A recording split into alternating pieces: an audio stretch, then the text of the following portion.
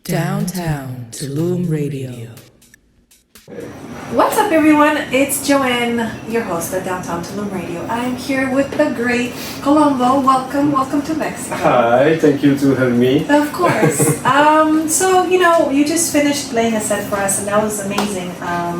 It's quite a blessing to have amazing DJs and producers like you come in and just kind of share their music with us. So I appreciate that. I wanted to chat with you, of course. I always begin by asking, our guests and of course yourself, where are you from? You're from Belgium, and how you got started. And the reason why I ask that is because a lot of people, aspiring DJs and even your fans, they want to know your humble beginnings. So, born and raised in Belgium, but how did you get started? Why DJ? I always wanted to do music since I'm a kid, I was started 88, 89, something like that. I'm 50 years old, so I'm old. Don't worry, I'm up there too. So you don't have to feel I was, and then. Getting pretty great. I was focused more on scratch at that time. I was a kind of scratch maker. What are you playing back? So what are you playing back in the day? Also house, or were you? No, hip hop. Hip hop, of course, because you're scratching. My dream was to make the DMC competition. Did you ever make it, or No, because I was training like crazy, and it was around 92, 93. The technique totally changed, and I was ready to do it, and then it was it's like a new technique, so I'm gonna be ridiculous, and I gave up. And then there was big in 90s like this, the fusion hip hop and house music, hip house, acid rap and techno rap. And then I was play on the both sides, still on hip hop. With some b-boys called Naruber Sensation, and then we did theater, and I was make some scratch on the theater. Wow, you did theater too? Yeah, Tell during me about that. 8 years. That's so cool. Tell me about that. With Cécile de France, I don't know if you... Yeah, this actress, she was from my hometown. And but after that, Cécile is getting famous, and then also I'm getting busy, and the b-boys was totally break. The body was totally hurtful with big eggs everywhere. So we decided to stop after 8 years. But to back on this, I didn't get any plan B. I wanted to do music, to win my life with music, whatever. Not whatever the style, but to make music. Whatever the money, let's say that.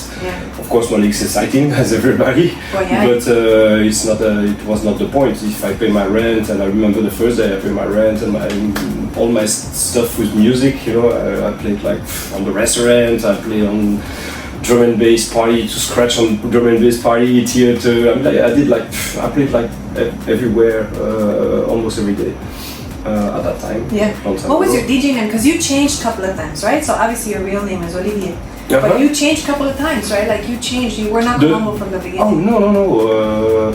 My first record, we're gonna celebrate. I have to make a video about that, because my first records, vinyl records, it's next month, and it's 25 years. Wow, that's big, congratulations. And it was Module and Dumb at that time, and then I did a lot of different projects, Terry and Greg, I also did some Greg, a lot of different projects I even don't remember. Mogwamp, of course.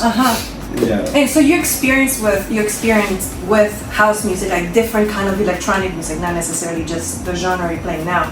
So how you just kind of went with your creativity, or how did you decide No, but I'm pretty much I'm coming from hip hop, and I love disco soul and funky music, and there was the big in 2000, the disco revival with Ted Snakes and everything. And I really liked that stuff. But it was nice, interesting to produce. But after that, to play, it's it was I didn't get any structure of style, because I love pretty much everything. And since now, I do I even don't know how chords it's between house and techno. Yeah. And I love a little bit of melodic, and I love a little bit of progressive, I love a little bit of flip hop on it, minimal techno, but yeah, just a little bit touch of everything. So yeah. So Lulu Records, right? Is it Lulu Records or Lulu Player? No, Lulu. I'm not on Lulu Records since the COVID. Oh wow, okay. No, actually, it was long story short. It's a long story. No, that's good. I started Lulu Records with a friend called Fabrice. No, Fabrice. It's my very old friend. And at that time I played as the name Greg, and Jerome played Jerome, and then we played together, and everybody says, oh, Les Loulous is like kind of honey, cute names in our town. And then I said, okay, we have Lulu Records. Actually, we had like a lot of names, like serious names, you know, and my ex-girlfriend at that time says, oh, take Lulu. And then when we talk about the label, we say, okay, Lulu, because we didn't decide the name. And then when we play together, we say, okay, Lulu Players. And then Fabrice was out.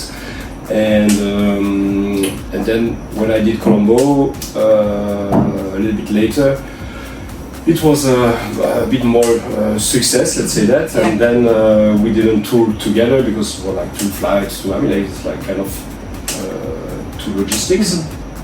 And I said, oh, you know what, keep Lulu Records for yourself, Lulu Player for yourself, and there is more sense. And during the COVID we decided, okay, let's, because he's changed a little bit his style and I changed my style, so after that, okay, keep the label for you, Lulu Records for Lulu Players, and I create with Fran Rossi, my partner. Otherwise, it's like 2 years now, and so it's like basically this. So you know Kolombo, you mentioned that, right? So you changed that, and you changed, you know, your, I guess, persona as a DJ, and that's what helped you pop off. Like, why do you think that is? About? So you know, when I said like you changed your name to Kolombo, and that's when things started to really happen for you, right? Yeah. Why do you think that is? Like, what made difference from all the other? I don't know. I wanted to do. My first idea was to keep Lulu Players with Jerome, and to make like something a little bit more.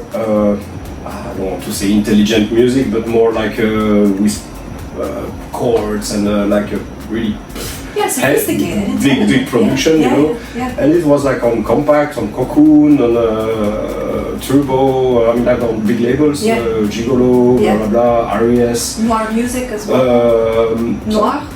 Yeah, noir music also, but it was like the end. But and then there was Geoffroy arrived to produce for him as Mogwam, and I said, okay, let's do Geoffroy and Kolombo present Mogwam, and at the end I let Mogwam play. But right now I don't have time anymore to produce for him, but it was a really good experience with him. He came like every Wednesday in my home, so it was like religious work. Structure. And we did an album on K7, distributed by Compact. So it was like really good because it was like totally different style of music for me.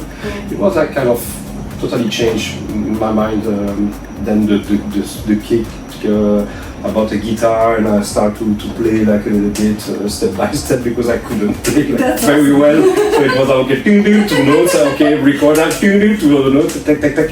So anyway, it was kind of interesting to produce. Like what I like about you is that you are always open for change, right? Like you always like to try.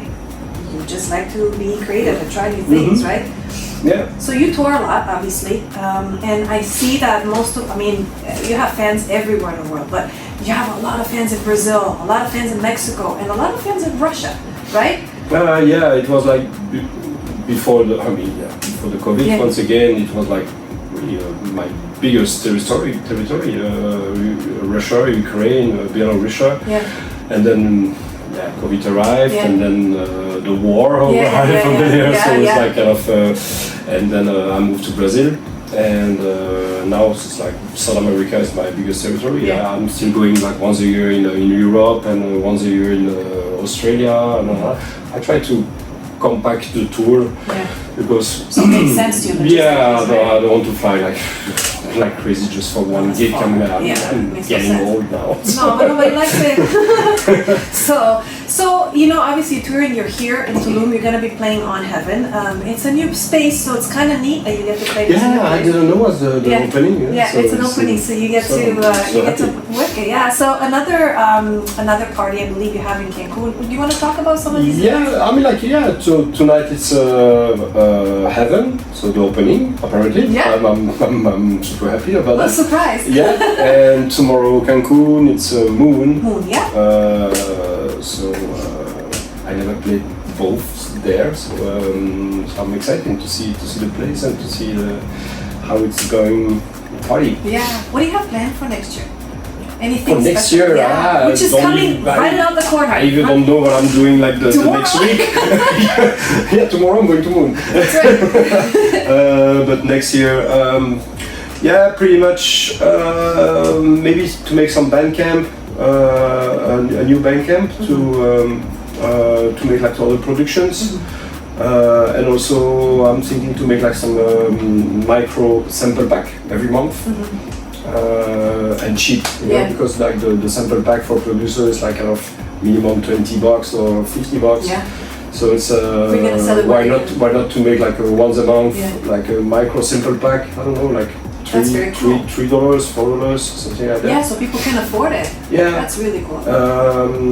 So that's a plan, and I have a release with my girlfriend on February. She's also a producer, and we have like really good time in studio together. Very, yeah. And what else? I have also a release on the Giborato remix doc, and I don't know much after that. What I'm gonna do? Maybe a little bit vacation. Yeah. You know, that was actually my next question. You've done so much, you've accomplished so much. Like, what about on your personal side? Do you have anything planned? Like, what's next for you in terms of that? Like, you want to continue with your producing? You feel it? Like, you of course. I mean, like, of course, if I still can, of course, I'm gonna do, especially DJing. But producing, and next week actually, I have like my new studios built in Brazil. So I'm super excited to have finally my new studio, and then I'm gonna probably produce for some artists in Brazil. There is like a really good artist in Brazil, like Bossa Nova and stuff like that. And why not because to rent a studio for them is very expensive. Like they are like it's a band, you know. Like if they don't have any manager, any business plan, it's a lot of music a lot of money to record the Deaf project. And why not it's gonna be a small studio, so it's gonna be like one by one, like to get the drummer, to get the guitar together.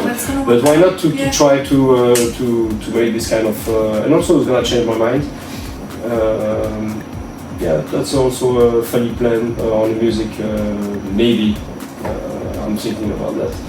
Any last words? Anything you want to share before we just to say thank you to having me. It's actually our pleasure to have you here. So thank you. So we're happy always here. Pleasure, really. Yeah.